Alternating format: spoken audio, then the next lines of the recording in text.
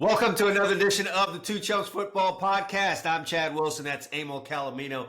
We are here to take you through the next hour of football stuff. Yeah, we just had a Super Bowl not too long ago, and you think the season's over, but it is not. There's much to talk about in both college and NFL football. Never over. It's never over.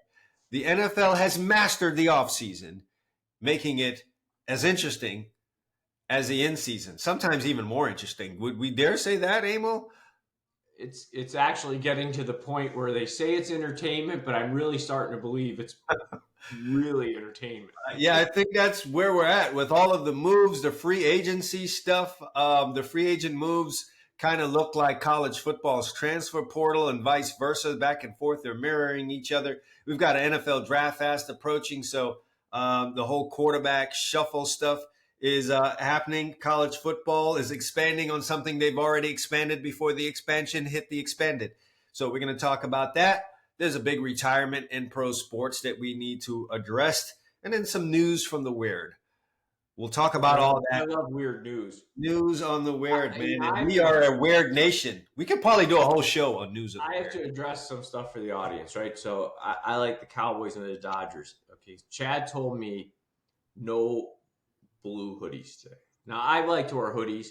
I'm like Bobby Axel. And as everyone can see, there's a bit of a violation here. He didn't go hoodie. This is a blue polo sweater. See, it's a little. Now, I'm like Bobby Axelrod. I like my hoodies. So first of all, that's out of the way. I'm wearing blue. Secondly, if anybody thinks this is a Cowboys hat, you're off the show. You cannot listen. Yeah, you're from a foreign land if you think that. Foreign land. That's not a Cowboys logo. We were in Seoul, Korea today, playing baseball. Emil, you know what I want to say to you? What? You, me, and my brother last week had a big discussion about the letter D. We're not going to talk about that. Matter of fact, I thought I did that. Hey, yo, and what does he do after the discussion? He puts a whole damn blue ball cap on with the letter D right on there. We tried to counsel this man about the letter D in the black culture, and there he is. He's got the D on his hat. Pause. All right. Let's get into this stuff. There was some big quarterback movement. We were all wondering where Justin Fields was going to go. Most of us felt like it would be Atlanta. But, Emil, we were a little bit puzzled last week. And, as we got off the air last week, it continued on. Justin Fields has not gone anywhere. Hey, is there a chance this guy might stay in Chicago? And then they bring in Caleb Williams. What is that scene going to look like? Well, we don't have to wonder about that anymore. Caleb Williams is now a member of the Pittsburgh Steelers. Emil, how do you... Justin Fields, wait, you just got a lot of Steeler fans excited. You said Caleb Williams is now a member of the Pittsburgh Steelers. Did I say that? My bad. Justin Fields. I need some sleep. Justin Fields is now a member of the Pittsburgh Steelers. I don't know. With the Steelers, what Caleb Williams? Man, he's getting so much heat online, by the way. What did he do this week? Or say? Does he want? Man, it doesn't even matter anymore. It's just his facial expressions and the way he carries himself, I guess, irks people. It'll irk 31 fan bases. I will say this, and I don't think that's at least not what I saw when he was at USC in terms of his interviews. He was always polite. I think it might just be his facial expressions. You know what I mean? I think it makes him appear cockier than maybe he is. It's moving into a kind of like a nonchalant, not caring type of thing. And Emil, I've noted this happened in the middle of the season. He had a couple of interviews there. One of them in the middle of the season, and he was like against a wall, and they were interviewing him, and it wasn't the greatest interview. It was in the thick of them having a little bit of a rough patch in the season, and it seems like from that, I don't know what it was exactly in that interview in the middle of the season, but from that point on, there seemed to be a swing socially against the kid. That also could have been around the same time where Dad said he wanted part of the team. Well, yeah, that's always going to ruffle people up. That gives any overhanded, heavy-handed dad kind of feel on it. It does have a Lonzo Ball, And by the way, last week the suggestion that I had was not that Williams would come to the Bears with Fields. I thought the Bears might pull a razzle dazzle and perhaps keep Fields, trade the pick. I was suggesting that I would probably be doing that. I always felt that if Williams was coming, Fields was going. Yeah, you couldn't have both guys there, but it's the Bears, so weirder things have happened. In this case, I'm not sure. The Steelers might create a little bit of a pickle for themselves here too, because you're bringing in Russell Wilson, who's got to a couple Super Bowls and won one. If he doesn't start off hot and he struggles, unless that's their plan, but otherwise, immediately the fan base already loves the backup quarterback. They're especially going to love the backup quarterback when he was a high draft pick. Of course. Would you say this? The Pittsburgh Steelers have immediately expressed a lack of faith in Russell Wilson by this move. Well, sure. If you're Russell Wilson, you're looking going, it's not like they're bringing in a guy that flamed out completely and is relegated to backup duty for the rest of his career and is going to be comfortable in that role. I think maybe I'm wrong, but I feel like Sam Darnold's pretty much at that point now. He's been through so many teams and been, Jets, Panthers, 49ers. I feel at some point, it's like, okay, he'd be a good backup. If he plays 4 games a year, we can win a couple games with Sam Darnold. Fields isn't there, really. He played well down the stretch last year. He's still a young player. So you got to think he's got designs on starting. The perception around the league is he's still a guy who could be a quality starter. You bring in Wilson, and the first thing you do is trade for him? Yeah, like you are bringing – it'd be one thing if you were with the franchise from 6 to 7, 10 years, and they brought in your potential replacement down the road. Even those situations have been hard to get around in the NFL. But you have not even played for the team yet, and they've already brought in your replacement. It's clear to anyone paying any kind of attention that Justin Fields is Russell Wilson's replacement. The thing is, Russell Wilson has not even gotten under center for the Pittsburgh Steelers yet. So if I'm Russell Wilson, the only thing I could have in my mind is, sure, he's younger. That means he's my replacement. I guess it's up to me how long it takes for him to become my replacement. So, and maybe we're looking at this the wrong way. Maybe the Steelers are going with quantity here and looking and saying, listen, we got 2 guys, one guy that was a top flight quarterback in the league that's on the back 9 of his career, another guy who seemed to be ascending at the end of last year. We don't have a huge commitment to the older player. Long term. So let's say they go to training camp and Russell Wilson looks horrible and Justin Fields looks great. Maybe Fields just is the starter. Maybe it's that simple. Yeah, I think they're going to ride with Russ as long as they can, because a move from Russ to Justin Fields is a whole lot easier than a move from Justin Fields. If Justin Fields isn't on point, trying to go from Justin Fields to Russ seems almost impossible. So I think they'll ride the Russ train long as they can. And you know what? It can't even be a quarterback competition because it's 2 new guys in a new place with an offensive coordinator that's new to the team. Someone's got to get a good majority of snaps if either one of those guys are going to be ready. So since we're on this, I got 2 other ones that I actually fall into this that you bring up a good point, and sometimes our conversations just keep going because it touches on something else. I felt last year when Dallas gave up a 4th round pick for Trey Lance, number 1, that there was, part of it was, hey, like I always say, draft a quarterback. You can never go wrong. But it wasn't like a 7th rounder where, okay, if he plays well in the preseason, we can flip him for a 4th rounder. You gave up a 4th rounder, which tells me you kind of like the player. And maybe I'm reading too much into this, but I kind of feel if you look at the Cowboys this year, McCarthy's in his last year of his contract.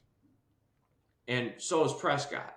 And Dallas hasn't extended Prescott. So much so that they always sit out free agency. Dallas is like Green Bay and Pittsburgh anymore in free agency. Don't think of the Cowboys of 10 years. People get pissed about it, have stuff to say. They don't need to participate. This is not their organizational philosophy. No, the Cowboys, Steelers, Packers, those kind of teams have traditionally in the last 10 years, especially with Dallas, sat out free agency first few days. They just don't believe in it. They're a draft and develop team, and they've done well. That has not been a Dallas problem. Dallas has drafted and developed well. But they have not extended Dak Prescott.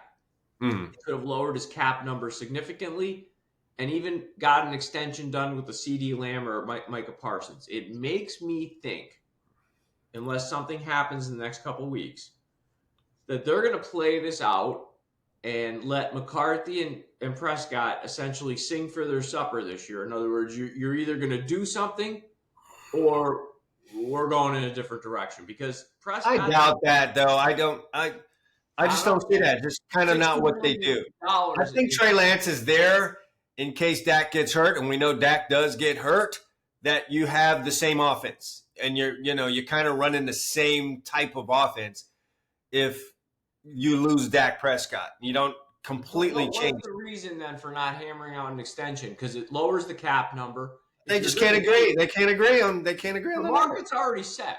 If he gets extended, that's beside the point for the parties involved. I don't know. And listen, they could announce a deal next week, and then I'll be a fool. But if he goes into the season without a new deal, if he gets to training camp without a new deal, you're going to be saying to me, maybe you. No, I would agree. Yeah, I would have to. I'd be forced to agree based on this new information. But right now, I have another partner of the Cowboys in that division, the Eagles. They made a similar trade for Kenny Pickett. I mean, let's not forget. The Steelers didn't have receivers for a good chunk of Pickett's time there. Sure, he was a first-round pick. I mean, 2 good ones, but not a bevy of guys. I mean, look, Deontay Johnson's a good wide receiver, and George Pickens is a really good receiver. We just didn't really get a chance to have him bust out like Justin Jefferson or something like that. So you don't think so? I mean, I'm just wondering. I know the Eagles and a bad offensive coordinator, but I know the Eagles want a backup quarterback. But is Pickett someone who really has already relegated himself to having to be a backup? I mean, he's only been in the league a couple of years, right? Well, you were not like a big time quarterback coming out. You weren't a big time quarterback. And you didn't perform well. We can talk about all the reasons why that happened. You didn't perform well at that first place. It's kind of what ends up happening. That's what happened to Trey Lance. It's what happened to Carson Wentz. It's kind of just what happens. You didn't get to the end of that first contract. You didn't hit free agency. It's like they traded you. They gave up on you. And that's kind of how this league works. It works like that for a lot of positions, and quarterback especially. It never happened for me. I mean, I just want to be a backup quarterback. I have the ball cap. I mean, It's a good job if you can get it, sir. I would be sitting here with shoulder pads on and my ball cap, and I'd have a board here going like this. And you do get to eat a hot dog on the sideline. No, it's actually, look, if you don't care about notoriety and pride and getting a gold jacket and Super Bowls and all that stuff, it's a good gig. It's definitely a good gig. I'd be most frosted if someone told me to get in the game. Yeah. And there's some backups that will agree with you. Golly, why do I have to get in here? Please just don't get hurt. That's how that stuff works. Yeah. So, Justin Fields is now a Pittsburgh Steeler. It's going to be fun to watch that unfold. I do think for the team, it's a good thing. I do think having those 2 options is better than what you had last year. But they still have got, and they're adding to the offense. So, the Steelers got better. The question for them becomes they've, for some reason, for the last 5 or 6 years, have really struggled with offensive line issues. And, to me, it might be back to the future for Russ, because if you remember at the end of his tenure in Seattle he was getting trucked every other play. I'm going to end by saying this. I'm a Russell Wilson fan. I like a lot of the stuff that he stands for. I know he gets treated a certain kind of way on social media, especially in Black culture. But I will say this: in watching games, as I have, started doing as part of my off-season stuff that I do, while I don't agree with the way Sean Payton handled him, I can agree with the frustration. And the reason I say that is Sean Payton obviously was used to his offense being run a certain way with Drew Brees. And it was timing, it was get the ball out, it was, run through these progressions, ball here, ball there, ball. And it was not that with Russell Wilson. It was not timing, it was not the way that he drew it up. Is that Russell? I mean, has I Russell? don't know. It's hard for me to figure out, is that Russ or is that Sean Payton or is that you didn't have the weapons? Whatever. I felt like we didn't really entirely know the weapons for the Saints until I felt like Breeze kind of made some of those guys, or the system kind of made them. What I'm saying is I don't feel like Russell Wilson changed the way he played. He may not play the position as well as he did, but he was always a guy who threw a nice deep ball. He had, a very catchable deep ball.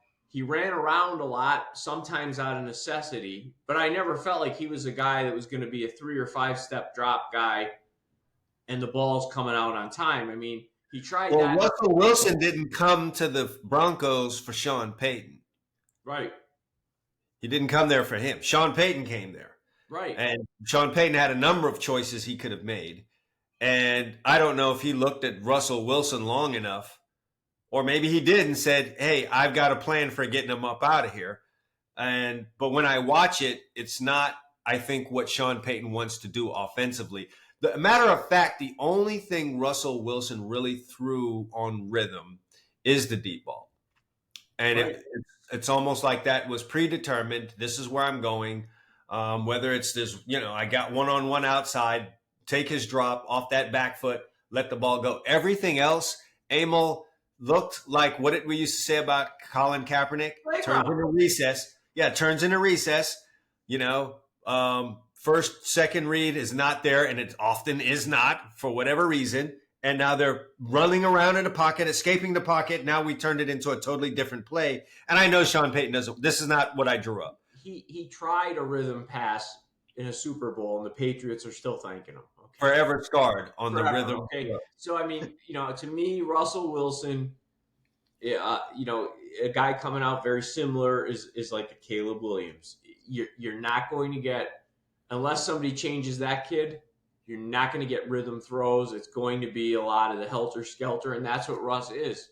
Yeah, it was so much escaping the pocket, stepping up, stepping through, and it was a whole lot less 1, 2, 3, let it go. 1, 2, 3, 4, 5, not there, move on, let it go. It was not that. There was very few plays just in what I've been watching so far, and I've watched 3 games, coach's copy of him right back to the spot, and from that spot behind the line, letting the ball go. It's a duck down. It's a escape out. It's a run outside of the pocket. Even the screens. But within a reason, I don't think that's always. I think you can't go crazy with that type of football.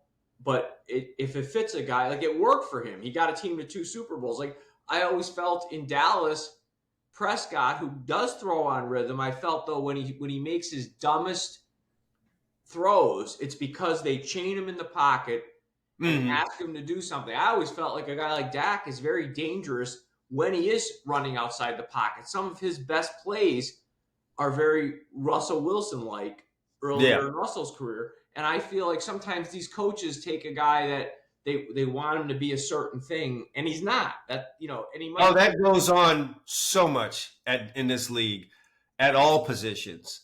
They'll draft a man corner and play cover 2. And they'll just do stuff like that. Or they'll ask a guy to be, a nose, and he's a 1 technique. A guy 2-gapping, and not to get too technical, but 2-gapping is a defensive lineman that gets into an offensive lineman and is responsible for the gap to his left and to his right on a run play. Whereas this player has forever, and he has shown you that he's really, really good lining up in the gap, getting off the ball, splitting the gap, penetrating into the backfield. We see that kind of stuff all the time in this league, and I just don't, for the life of me, understand why you would do that. I would take a guy that's less regarded in the draft and get a guy that really fits what it is that we're trying to do or what we do a whole lot better. Because you will take a guy that's really, really good and turn him into a so-so player. You'll take a good player and turn him into a bad player forcing him to do something he doesn't do. I What you just just never understood. described is the entire reason that a lot of the novice writers at different websites, and I say that because they tend to be younger, don't understand how NFL free agency works, because you just coaches will take players that don't do what they do, and a lot of times because the player is good, I think the coach figures I can fix that. He can do that, and it doesn't always work out, and that's why free agency, unless you know enough about the game and you know, oh well, that team plays the same defense as that team or the same offense, you And really you don't. should know that, or you should have people in the building you've paid very well to know this No, and what I'm listen to saying them. is I don't think fans, unless a fan really did understand, oh well, Oh, why? Some of the guys got signed? yeah, Yeah, I got to tell you, free agency more than the draft, although both should be, free agency more than the draft should be about fit. Because I'm telling you right now, once a player starts getting into the league and he's been there 3, 4, 5 years, or a guy's had a certain amount of success within a certain amount of time in his career, could be a second year, could be the first year, but first, second year, third year, okay, I have found what works for me in this league. This is the league of all leagues. This is the highest I can get in this profession. And I have found what works for me in this league, in this profession. And now you want to change that. Very, very difficult. yeah. So you're better off getting a rookie and trying to take the rookie and say, hey, that's what you did in college. We're going to mold you into this. That can be tough too, but more so in free agency, it's got to be about a fit. So if you skip the guy that everyone was after because he didn't fit what you do, you've made yourself better by not making that move. But what I'm saying is, on top of that point, I think a lot of teams throw caution to the wind. They buy past production and say, well, our coaches can get that guy to do this, even though it doesn't fit. Yeah, and Abel, when those things happen, I feel like it's the owner who has maybe a limited knowledge of the game. You know, that would leave someone like Jerry Jones out of it, but there's owners that have a limited knowledge of the game. Or there's someone upstairs who also has a limited knowledge of the game, or they're heavy into the spreadsheet and they're just looking at numbers on a page. Oh, well, he had X amount Or of they just want sacks. to sell tickets. We have to understand That's so horrible to my ears. But yes, a business. Let's sell tickets. Business. Let's sell tickets. Yeah, that stuff stresses me out. Makes me want to light up a pack of cool cigarettes. Speaking of stressed, I think a nice segue would be there's some Rams fans that are stressed this week because probably one of the best that ever played the position, I would say, and a guy who's going to put on a jacket in 5 years, to my surprise, I don't know if it was to yours, announced his retirement after, I say only 10 years in the league, but guys who play at the level of an Aaron Donald hang around usually more than 10 years. He has spoken about it before. He did mention it after Super Bowl. So I'm not all that surprised. You knew it was coming at some point if he had mentioned it. Yeah. And it, like, if Sean McVay had upped and laid it down, I would not have been surprised because both of them had made that known that they could potentially retire, have talked about retiring. And I feel like Aaron Donald has some other things he wants to do in his life, which could sound crazy to fans because he was so good at this thing right here. But football's a brutal sport, man. Even for someone like him who seems like a bully every week, you get nicked up, you get hurt, you get injured. It's a constant. You're like half of your off season is rehabbing yourself into being a normal, functioning human being, and right before you go rip yourself up again. And some guys they have other talents. 10 years in the league, and if the 10th year of Aaron Donald was, 80% as effective as his first 5, it's still a huge loss for the Rams because 80% of the best of Aaron Donald is still better than most defensive tackles in the league. Yeah, they've only been how many? 2 first ballot defensive tackle Hall of Famers. I know Warren Sapp's one of them because he will remind us. I think the other's Reggie. No, not Reggie White. It's who do we got here?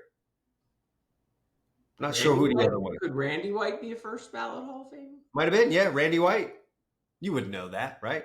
I would think. I mean, if they didn't get him in on the first ballot, then there was a real problem. Yeah, so Aaron Donald is going to be the third. So just to think how many people have played at this game, how many great ones have been at that position, and he would be only the third to be a first ballot Hall of Famer. So yeah, it's a big miss for them. As someone who had been to a bunch of Arizona football games and seen the Rams in person, just seeing how he affects things in the middle of the pocket, even when it's not a sack, just destroyed a play, whether it was a run play or, like we just finished talking about rhythm passing. You want to drop back and from that spot behind the line, make the throw to so many times you're not able to do that. Immediately you're moving the feet. There's so many times I was at the games, and the moment Kyler got the snap, he had to move because Aaron Donald was in the backfield with the ball.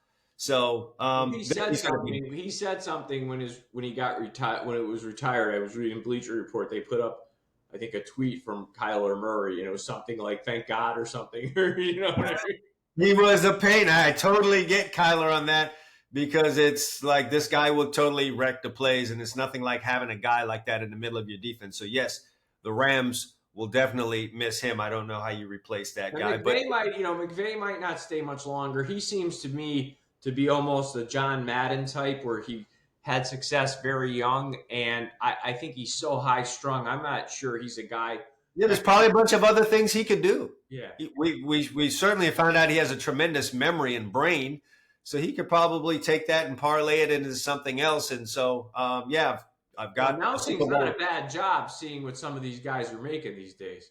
It is if the guy wants to stay in football, sure. If that's what he has. What do you think? Card counter, blackjack, something like that. Oh man, who knows, man? With all the tech stuff that goes on out there, who the hell knows what a guy could get into? But sure, I wouldn't be surprised if he was the next one next year or whatever the case may be. But Aaron Donald will be missed certainly by Ram fans. Sure. Quarterbacks won't miss him. Let's slide on to the draft. And the biggest story of the day is Marvin Harrison Jr. not participating in pro day. As you know, he stayed out of everything in the combine. Emil, what's your thoughts on it? Because I certainly have some. I don't know. Mine will probably be different than yours. To me, Marvin Harrison is one of the top two receivers, right? Him and the kid's name is escaping me now from Washington. It's him or the kid from Neighbors from LSU. It's one of those two. They bounce back. The kid from Washington too. Yeah, he's also good, but it's been kind of a bounce back between them. But here's my thing: if I'm Marvin Harrison Jr., he's got what 2-3 years of film of him torching the entire Big Ten. Mm-hmm. So go watch the film, pop it in. Yeah, Emil, I feel like the combine for him, pro day for him, is asking for a hit on when you've got 20. I've got a pair of queens. So we see this the same. Yeah, why? I don't have to do any of this. What am I going to do this for? As a matter of fact, how am I going to improve myself from being the first wide receiver taken? Why would I run a 40? Why would I run a route? Why would I do any of that? I don't need to do any of that. You know who all this circus stuff is for? It's for 2 through 50 behind me. You guys have already said, you've already made it clear, I'm that number one guy. So if your ass gets that chapped about me not running in my shorts, a 40 for you, or running a route, which there's rolls of film upstairs you can go look at. If you get that chapped over it, I probably didn't belong on your team anyway. And so if I slide down a couple. One of the two best conferences in college football, the SEC and the Big Ten, right? So he played in the Big Ten. He tore it up at Ohio State. You see the film. He did it with different quarterbacks. I mean, I don't know. I'm agreeing. Like, why go out? Yeah, I'm sorry, fans. I know you want to have some more content to marvel over. Sorry, social media account holders and media in general that want to see him and go on and on about his 40 time and his reach and his broad jump and his. He doesn't have to do any of it. He just does it. Corner from Alabama, Kool-Aid. Yeah. Okay. On my Bleacher Report, it pops up. He cemented himself because he ran a 4.47 40, and I get to watch the video, and I got a kid in a pair of shorts with no shirt on, head down, looking like Keats Nehemiah, running straight ahead, and I'm like, when do guys run 40 yards with their head down, straight ahead? When you're beat? Yes. When you're beat on a post because you did something horribly wrong. So come on. Yeah, I have a feeling like a whole bunch of those type of headlines and reports like that are generated by an agent who has he's curried some kind of favor with a media outlet, or they have enough money behind, their agency that they can get these kind of reports to come out and see if they could swing something in their favor. Like, go watch the film. Alabama was on TV every week. Yeah. Knock it off already. So I'm not mad at Marvin Harrison Jr. for not participating in the combine or pro day. This is the system that the NFL has set up, and he's playing it. He's playing the system that they set up. I'm not required to do this. I don't have to do it, so I won't. One of the most famous underwear Olympics warriors that improved their draft status years ago remember Mike Mamula? Yes. He goes to the underwear Olympics. I forget how many bench presses he did of 225 pounds. And next thing you know, he's going 7th or 8th to the Eagles. Mm. And that's one of their all-time biggest misses. Yeah. It's about that, but it's not about that. No. Yes, you need to be a good athlete to participate at this level. It does help you. But to say that's the end-all and be-all, I'm sorry. But why are they married to it? I mean, I don't want to get too far off topic here. Why is the NFL so married to the combine? Because it is another element of the offseason that they can profit from. Like, look how many people were talking about the draft. It's on the NFL Network. It drives people to their own organization-owned television station program. There's so many promos running during those combines that Let me ask you this. How much of this, and this is your opinion, obviously, how much of the combine do you really think is useful to the teams? How much of the information do you think is useful? 50%, 20%? I can't even I can't say that more than to just say, I know the interviews are more important than people think. The interviews may be even more important than the 40-yard dashes. I know that there's certain parameters. So I'm going to just say this for me as a defensive back coach, right? If I'm a DB coach, I'm working for one of the teams. Let's just pick a team, Chicago Bears. And I'm there and I'm watching. I have a certain range that I want a player to fall in, all right? Corner, 4.42, 4.58, fall in that range. If you run faster than that 4.42, if you're a 4.2 guy, I'm going to scrutinize your tape. If I go back, first of all, if I see you're a 4.28 guy and you've had 3 career interceptions, I'm going to really scrutinize your tape. Why are you such a great athlete, but there isn't as much production? So I'm going to look at your tape and say, hey, I don't want us to get fooled as an organization. Are you just an athlete that can play football, or are you a football player that's an amazing athlete? So are you Deion Sanders, or are you a bunch of other guys that are on the top 40 times ever list that never really got anything done in this league? If you are 4.6, and I'm all right, let me go back and watch the tape. This falls outside of what I would like to see. And now let me go back now, but understanding that your game speed may not play 4.6. Maybe. So that's why I go back and watch the film and say, hey, now let me pay more attention. Does it show up on film that a speed deficit could be a problem? Because college football is not NFL football.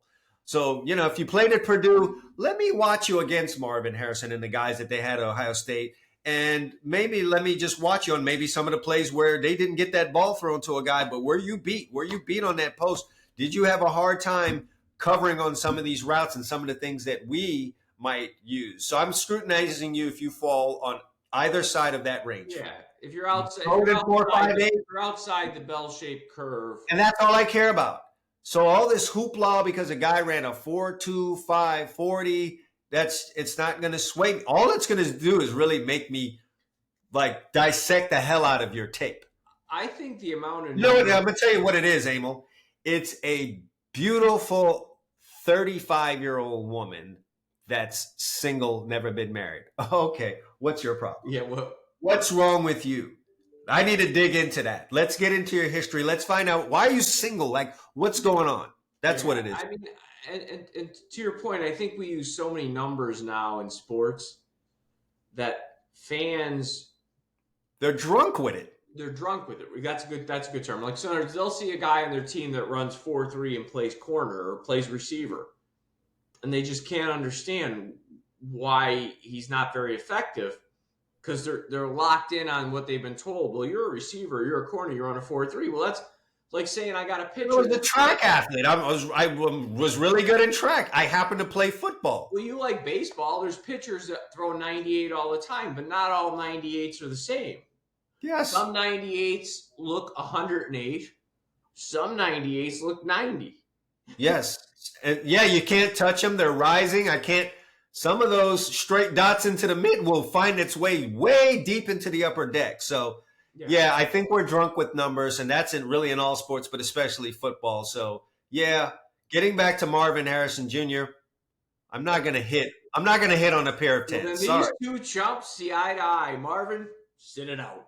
Hey, yeah, kick your legs up. When we're on the NFL, I want to touch on some stuff because, as we know, we're always banging the officials, right? And most of the time, deservedly so. Whoa, man said banging the officials. I got to get you right. He said banging the officials with a D hat on. No, I didn't mean it that way. You got to get your mind out of the gutter. I meant banging on them. I should have said banging on them. How's that? Because yes, yeah, tell us about these rules. God, we need more. Okay, but here we go again, the NFL. Let's make the rules more complicated. We need more rules. Okay? Right. Let's just stress the refs out more. What do we got coming enough? They're doing so well. So here, first rule, the one that's been talked about the last couple of years, they're looking to ban the hip drop tackle. Emil, what are we supposed to do on defense anymore? You can't hit the quarterback high. You can't hit him low. You can't touch the receivers. If you're a DB, you got to take on an offensive lineman up high. You can't go low. You can't. I'm all for the horse collar. You shouldn't be horse collaring a guy. You can't. Horse collaring is using equipment again. That's almost like a face mask. Yeah, that's really premeditated. But the drop tackle? What? How are we getting guys down? Well, I mean, I guess my question is, I'm trying to imagine a guy that's a little bit bigger, maybe not Derrick Henry's more straight ahead, but I'm trying to imagine like a 230-pound back, cuts. I find myself trailing him. I guess I got to dive at his legs. I get my hand around his hip, and now I'm supposed to think, he's running away from me. I better not drop my weight there, or I'm going to get a 15-yard penalty. I'm glad that you presented it that way. In that situation, there is no other way to get the guy down. There is no other way. 200 pounds, the only thing. It doesn't even matter. I have to now, to get you down without doing that, be around your waist, accelerate faster than you are running. So I've got to be a whole lot faster than you, since we talked about 40 time, to get your body forward to push you down, because I can't bring you down. I cannot horse collar you. I cannot bring my weight down to stop your legs. What do I do? Now they're telling you the only way. Bigger than you, to your point, if he's 230, 235 and you're 200, the only chance you have is leverage, unless you trip him. I mean, unless you can get your hands down and trip him up by the ankles, the only chance you have is to use leverage, because you're bringing your weight to stop a man that's running away from you that's bigger than you. The only option you have now when trailing a player is to dive at his legs, like it's the Little Rascals. That's it. Or if you're fast enough, accelerate, try and punch the ball out of the guy's hand. You have no other way to get a guy down. I cannot wait till you start piling up these calls in the NFL. But I mean, I know they're arguing player safety. Okay, some player safety I get, right? We don't want guys purposely 1975 style shots to the head where guys are getting concussions. I get that. Again, those are premeditated acts. But there's a certain risk element in every sport. No matter what, it's NASCAR, there's walls and you're going 190 miles an hour. Right. Baseball, there's balls getting batted 115 miles an hour. One of them hits you in the wrong spot, like the noggin, you got yourself a problem. Okay. In the NFL, that would be an out. Right. Oh, you hit it too hard. You're out. Yeah, a comebacker off of the pitcher's head is an out. Right. That's what we're doing here. But that's what we're doing here. I mean, there's a certain element that, yes, you might break an ankle or tear up a knee because in a game where men run into each other full speed, you got unlucky and somebody like Tony Pollard in that playoff game against the 49ers, there was no intent there. He was running away from a guy. The guy grabbed him by the waist and rolled on him to get him down. I mean, that's... Here's what we do every year, Emil. We go to the combine and we gloriously celebrate the increasing athletic ability of the athletes that are now going to be indoctrinated into this game. Whilst doing that, we make more rules to stop them from using everything that we just saw them displaying for us. You are fast and strong. Now you can't do this anymore. What do you think the league, I mean, and I'm asking this honestly, do you think the league is angling just to have all the games basically be 45, 42? I mean, is that pretty much what they're shooting? It may be one half that, but it's like I tell a lot of the guys that I train, you guys, and by you, I mean the players, you guys sue the league. And when you sue the league, they do what all businesses, companies, organizations do once they get sued. They get overly cautious, right? As someone who's worked at a couple private schools, they used to love to throw the word litigation and liability around, the two L's. And that was going to be their reason for all kind of different silly rules being, you can't go here, you can't do this, you can't do that. And it was because somebody sued them. And so the players sued their league and they're still paying out for those concussions. They're still paying out for all of those medical expenses. And the moment they did that, I'm sure the league pulled in a whole bevy of lawyers who I think it's their job every year to meet with the league, meet with Goodell, meet with the owners and say, hey, this could be a problem down the road. You guys might want to do something about this. You might want to do something about that. And one of the benefits is you get a higher scoring game that keeps the low attention span adults in the game and the guys that want the fantasy points. So that's an unintended benefit of what it is you're now doing. We can be sitting there on Sunday watching our favorite team play. And if your defensive end didn't push the quarterback one step too much and the quarterback flopped, if you didn't get that 15-yard penalty, you can quickly pivot, turn your head, and watch down the field as your linebacker gets called for 15 yards because he tackled the wrong way. Emil, I'm going to tell this to you. What has it been, the last 2 or 3 years? The Pro Bowl? Pay attention to what they're doing there. It might be right after you and I leave this earth. That's going to be the NFL. Wait, you laughed at me 5, 6, 7 years ago when I said, instead of my team losing a game on some fake roughing the passer penalty because the defensive tackle took a step and went like this with one hand, let's put flags on them, I said, and then we could pull it and the quarterback's down and we don't have to worry about 15 yards. And you chuckled and said, stop being silly. Emil, the only reason I think we are not moving so much faster to an NFL that resembles the Pro Bowl is that it cuts out a tremendous amount of guys, meaning offensive and defensive linemen. That's why I think we don't see this moving really, really fast there. It's a whole group of guys that will be cut out of this game, and now they'll be let me just back. go on record before I get to the next rule change. If that happens, Oh, I'm gone. And we're doing a show together, it will be on politics or baseball or something else, because we won't be doing a football show anymore. Nope, I don't need to see that. I'm good. So here's the new rule. Listen to this one. This is the better one. So the NFL goes, and two things get combined here. So they didn't like kickoffs because kickoffs produced a lot of injuries. Guys are running full tilt. So they said, okay. There was nothing more exciting than a kick return. It was great, right? So 86% or something of the kickoffs used to get returned like 30 years ago. Last year fell to an all-time low of 21%. Now, why would that be? Well, at one point, the NFL was kicking off from the 30-yard line. So a guy with a big leg might get it 4 yards deep in the end zone.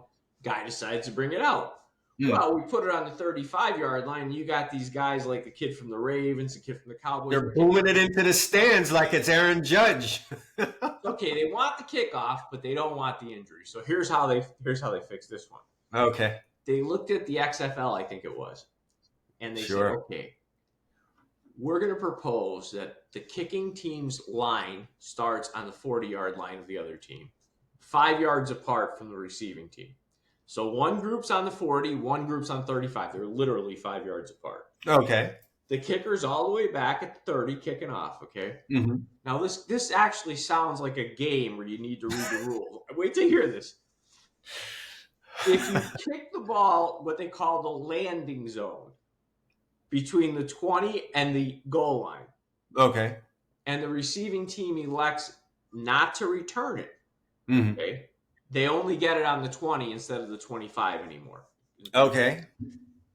If you kick it into the end zone, like a touchback, yes. So the ball hits in the end zone, not hits and rolls in. Yeah.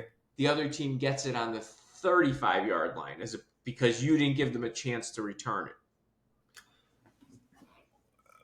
Wait, my head hurts. My head hurts. I'm trying. So picture. Okay. So I'm penalized. So there's two teams. They're literally. Wait a minute. Wait. Let me see if I can get the bottom brass tacks. I'm penalized as a kicker and kickoff team if I put the ball in the end zone on the fly, as opposed to landing it in front of the goal line inside the 20. Yes. So I need to pinpoint a kick now. Correct. If you kick it into the end zone on the fly, they're going to give it to them on the 35. If you kick it in the landing zone, sounds like a military term, they get the ball on the 20 if they don't return it. And it's better. Your players are on the 40 and 35. They can't engage until the ball gets into the landing zone area. So how would this be known? What do you mean? How does the player know? How does the player who's 5 yards away from the enemy know when that ball, he's going to be turned looking to see when that ball lands and have to spin around and set up on someone 5 yards away? Who made this rule, man? I'm trying to explain this the best I can from what I read. Are you sure you got this rule right? Listen, they had a stinking diagram in the article I read, okay, with colors. Now, it gets better. You want an onside kick. You need the ball back, right? Yeah. You got to tell the other team so that you can line up properly like the old way. You got to declare your onside kick. So remember the Saints coming out of the locker room, Sean Payton on NFL films going, we might go onside, right? And they got it on there. The onside kick against the Colts, they famously, it's one of the great plays in NFL Super Bowl history. Well, now you would just tell the other team, hey, we're going to try an onside kick. I'm trying to equate this to other sport before I totally trash it. In my mind, I'm thinking of maybe a free kick in soccer where that ball's put down. It's usually after a penalty. And the other team gets to set up a wall. If you've watched soccer, set up a wall that's directed by a goalie who needs vision. That comes to mind. But then this also feels like when I come into the batter's box, I need to tell the pitcher I'm going to bunt. Now, to their credit, they're saying on the onside kicks they're going to allow more unbalanced lines again if they go with this rule, because you're declaring, so they're going to allow you. You won't be able to blow guys up like you used to, because that could create an injury. So, all right, I'm okay. Acidity level. I'm going higher on the first one that you tell me about with the landing zones and having to see it and turn around and set up on a guy versus the onside kick. I still need more time to adjust to the listen, all I'm trying to say to you is, stop with the rules. Stop meeting. We're doing a football show. I get it, because we love football, but they're making it harder and harder. I'm from this country and I'm on the verge of not understanding the sport anymore. I mean, it's how do we like to go off on the refs, but the refs have so many things to watch in a game. It's amazing to me that they don't screw up even more. And they're not getting younger. No.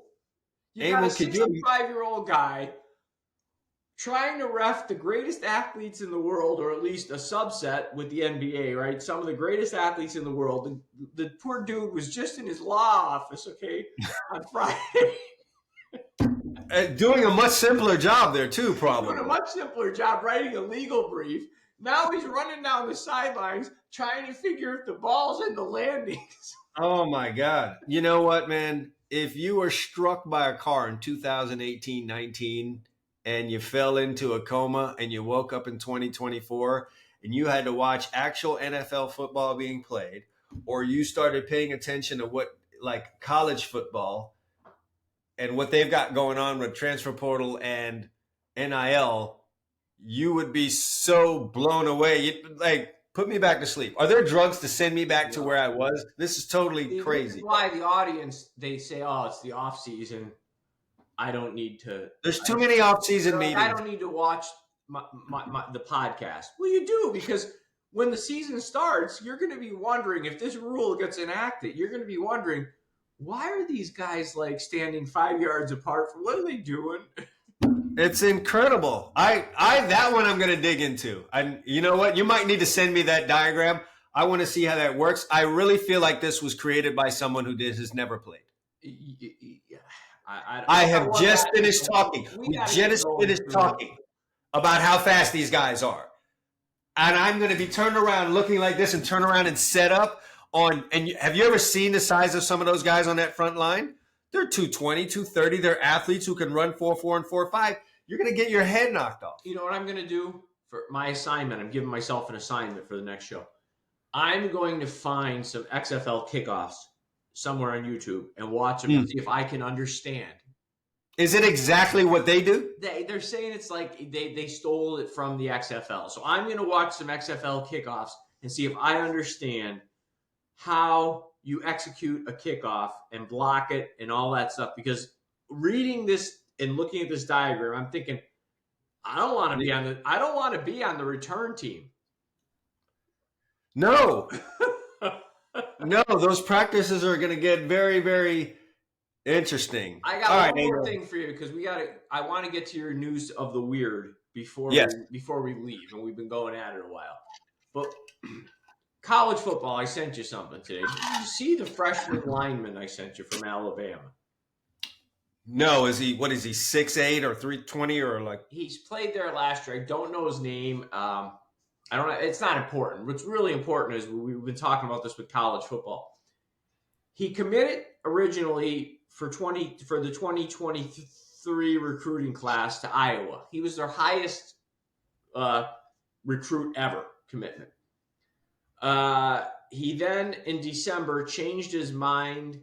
Yeah. And went to Alabama. Wait, the story gets better. So he played at Alabama last year in Saban's last year. Yeah. He was all SEC or all freshman. I think he was all SEC as a freshman. He was very good. Saban leaves. He decided he's going to transfer back to Iowa. He jumps in the portal, going back to Iowa. Saban's replacement gets hired, reaches out, and he is now waiting for the portal to open in April so he can transfer Back to Alabama, which he said happened to him when he saw his teammates on spring break vacation. Can't make it up. Listen, we get on here every week, and I know the younger crowd, they have to be looking at it like, oh, here they go again. These two guys are having a hard time adapting to the new college football, and what's wrong with these guys? But man, when you read a story like that, it's just absolutely, utterly ridiculous. You would think I was you would think I was clowning on you making this thing up. It's an SNL skit. It's an SNL skit. It's an SNL skit. I'm going to just say this and put this out there. And for the young crowd that can't get this, I'm sorry, you'll get it at some point later on down the road. For the older crowd who does not get this, I'm sorry you have not grown up. All right. You passed that point. We may not be able to help you. For the rest of you that get this, yes, younger people need guardrails. They are not experienced in life. I don't love all of the movement that happens with college football coaches, but by golly, they're 30, they're 40, they're 50, they're 60, they're 70 years old. Through their experience in life, they've earned the right to make those type of decisions and not really have as many guardrails on there. I would love for there to be some. I can't think of what there would be, but they're adults. There are adults, and then there are kids. There are 50, 40, 50, 60-year-olds, and then there are 20-somethings. There are 19-somethings. You can't say everything these people do, these people should do. These people need guardrails. And they handle their life with these guardrails and these rules and the prohibitions and everything else. And when they get here, they're better able to make these decisions most of the time. But if we remove the rules here, there's no telling what they will be when they get here. They've never experienced it, and now their life is a mess. And I'm so sick and tired of people saying, well, the coaches move around or the coaches do this. They've earned that right, and their brains are better formed. We can't always tell based on some of the acts that happen, and you can't take the worst or the little small things that happen and spread it over all of the coaches because there are a ton of them. But you cannot have 19 and 20-year-olds doing what they're doing. This stuff with the transfer portal is the biggest enemy, is the bigger enemy. And by the way, to your point with the coaches, when a coach screws up, it's going to make the news because if you got 135 Division I teams, and if everyone has 20 coaches, right? Was that 2,500, 2,700 coaches? They're not going to do a news story saying, hey, 6 coaches this year went over the food kitchen, the food pantry, and passed out Thanksgiving and Christmas dinner. They're going to do the story about the one guy who was buying strippers for the recruit. Why? Because that's going to get more eyeballs, right? Of course. So most of these people, like you said, they're adults. And to your point, one of my friends I sent that story to, the exact comment was, where are the adults? In other words, how for God's sakes, why is this allowed to happen? This is nonsense. This is a mockery. This is like, it's a clown show. Like, get some guardrails up already on the transfer portal, okay? Whatever. The NIL is the NIL, all right? I'm not as bothered by that as I am the transfer portal. You can't have a combination of these two things. Number one. What's happening Number to two, anybody these that kids are flopping all around. The moment they meet adversity now, these kids leave. Yeah. We've said this. The NIL being what it is not going away because once you introduce the money and you gave someone a taste, that's kind of like the old, the drug dealer is going to give their new client the first hit for free. Of course. Them hooked. So the NIL is here to stay, but you can't have automatic transfer on a whim with the NIL. If you do that, and if this does not get corrected, bad combo. We'll still be doing a show because people still want to know who's going to win the game so they can bet on them. Yeah. It's a nice segue for our sponsor, Bovada, and our news of the weird, which our news of the weird. The final thing, though, and I feel this is a good time to touch on it because we're about to head into March Madness, Emil. I didn't really watch any of the conference tournaments. I'm gonna watch the NCAA tournament, probably mostly the early games, just because. Yeah. And I'm here to tell you, and this is probably the case for a lot of people, it's because I have no connection whatsoever to any of the players that are playing. There's no more third and fourth year guy that's been there. You don't know the players. And that's been because these players can come in and leave up out. If you're any good in college basketball, you're out of there in 6 months, a year. And it's just, you don't know who the players are. It's not, you can't market them anymore. It's more about the teams. And so that's what happened to college basketball when seemingly you were having the tournament every year and it's like this thing's riding high and nothing can go wrong. And I think this has been the case. Viewership's down. When you and I met, you used to watch college basketball. Like a hawk. And I know I did. And I was a guy that would watch multiple games on a weekend, definitely games during the week. I'd have my bracket. Let me tell you something. I'm not exaggerating this, not being hyperbolic. I haven't watched not a one college basketball game this year. Now, am I saying I never flipped through a channel and saw 3 minutes? No, you didn't watch it. You didn't watch a game in its entirety the whole year. Neither did I. I didn't watch a solid 10 minutes of basketball all year, okay? I haven't played a pool, an NCAA tournament bracket pool. Now, this will be my second year in a row. Because I can only name. It would be a shot in the dark. It might give you a better chance. 2 or 3 college basketball players, Bronny James and Isaiah Collier, and that's because they play for USC. That's it. Yeah, it's been killed by the fact that there's no player identity in college basketball, and it got ruined by that. And I'm saying that to say there's a chance this could happen in college football. There's a chance that the way players can move and play at one place one year and then play at another next year, that if you're not right on top of it, you just have no idea where these players went, that something similar could happen in college football. And it seems crazy to say that because of the popularity of it right now. But you can go from this one moment, you're here, and the next minute you're down here. It can happen really, really fast, and I'm concerned about that. And we're old enough to remember, and some in our audience will be and some won't, when college basketball had multiple year players like Larry Bird, Magic Johnson, Isaiah Thomas, Michael Jordan. And we don't even have to name those guys that went on and killed it at the next level. There's Bobby Hurley's. There's the Christian Laettners. There's, the guys that used to come out of Indiana that just didn't turn into major NBA players. They were great in college. They made their name, everything in college. It didn't really work out at the next level. Who's now a coach. Exactly. And so we know them. They're legends because of what they did in college basketball, and we get none of that anymore. None of it. No, listen, you got 2 guys who love sports, and we consider ourselves full-service sports fans. But we don't watch it anymore. This black guy right here from Brooklyn has watched hockey games. So if that doesn't tell you something, but I just don't identify with college basketball at all. Well, let's make Bavada happy. We'll tell a funny gambling story. Hit me with this one. Well, Emil, we've all done things in life.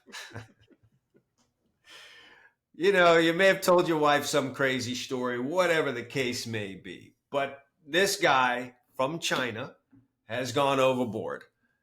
Headline is, Chinese man fakes kidnapping to get out of Singapore gambling debt. I don't want any of you guys out there to get any fancy ideas. But here's the story. Chinese man has been charged in Singapore for allegedly faking his own kidnapping to free himself of gambling debt. Lu Shenjing, 33, staged his own kidnapping and tried to extort a ransom of 30,000 won. You guys can look up what that means. From his aunt, Madame Li Yabo, in China. He entered Singapore on a tourist visa on March 1st and was to leave the country on March 6th, but did not leave, police said. An investigation revealed that Mr. Liu had piled on a gambling debt of between 20,000, I guess this would be pounds, and 30,000 pounds during his stay in the city-state. What in the world was he playing? In the press release, Singapore police... Let me understand the fact pattern. Help me. So let me lay it out, and you tell me if I got this right. He's gambling. He loses. He pretends he's kidnapped to get his aunt to essentially, what she doesn't know, pay a ransom to him so he could pay off his gambling debt. I mean, essentially, he was kidnapped by the slot machine or the backgammon or whatever, the roulette wheel, the blackjack, the poker he wasn't doing too well at. Yes. Did she pay it? I don't have evidence of that, but I mean, what if the aunt answers the phone and essentially tells the kidnappers throwing their voice, which is him. Oh, I don't care. Kill him. That degenerate bum. No, Aunt sent the message to the police. She either didn't have it or wasn't going to pay it. She wanted the police to be involved. They got involved and found out that my man here sucks at poker. If he would have been half as diabolical at the table as he was with coming up with this plan, he would have went home with 30,000 and not. I mean, you down gotta give 30. the guy credit for creativity. Yeah, listen, it was miscast, man. You got to get creative at that table or whatever game you're playing on. 30,000 down. That means, Auntie, you're going to come up with some money. What a great story. So let's see. Apparently, they gave him a marker. You would have to, right. I guess. I'm not sure how things work in Singapore, but I'm thinking, in a country like Singapore, if you stiff them on a marker, like it's going to be more. It can go really, really bad for you. I think it's going to be like Soprano-ish. You know what I'm trying to say? To be honest, he probably made that call from a back room. He might have been like kind of kidnapped. But oh well. I mean, I guess like I could see Christopher and Tony standing over a guy in a chair saying, "Hey, listen, you got your one phone call. Make it good." And they probably sat there and watched that guy try to extort his aunt, who had the good sense to call the police and get them involved. And now, not only is he 30,000 light, he's now a star and in jail, apparently. Well, all kidding aside, that's the advantage of playing at Bovada. They're not going to give you a marker. No, you'll never get that deep. If you suck, it'll be over for you and you'll be out of there. And if you win and you happen to get up on the book, you will get your money fast. And that's why we like Bovada here, one of the oldest operating sports books online. Great odds, great customer service, fast payouts, easy deposit options, all of the great things you need in a sports book. So we'll have a link to them in the description of the show, no matter where you're watching it. And since we're doing that and we're on our way out, fine time to remind you that you should go ahead and subscribe to this show right now, whether you're watching us on YouTube or you're listening to us on Spotify, Anchor, Apple Podcasts, whatever you're listening to us on. Go ahead and hit that subscribe button. Two Chumps Football Podcast is here all off season and in season, though we are having trouble understanding which is which anymore because they're both very much drama filled. Yes. That's our time though, Emil. We're out of here. We're going to see what comes up next. I've given everybody a homework assignment. I'm going to watch the video. You guys try to figure out that new kickoff rule. Absolutely incredible what we've got. Drop an email, hit them up on social media. So you can, if someone can explain the rule better than I did, do it, and we will get them on the show. Right? I'm sure the NFL refs got to the end of the year and said to Goodell and his team, we're bored out there. We don't have enough rules. Can you add some more and make them a little ambiguous too? And something even more difficult. We need a challenge, guys. We just don't feel. A bunch of NFL refs sitting in their law and accounting offices today, reading a story about the proposed rule, drinking bourbon at their desk at 10:30 in the morning, going, "Oh dear." I think there was some that were close to retirement that said, "Yeah, now's a good time. I'm done." That's it for us. All right, well, that is us. For Emil Calamine, I'm Chad Wilson. Thanks for watching and listening to the Two Chumps Football Podcast. We'll see you guys next time around.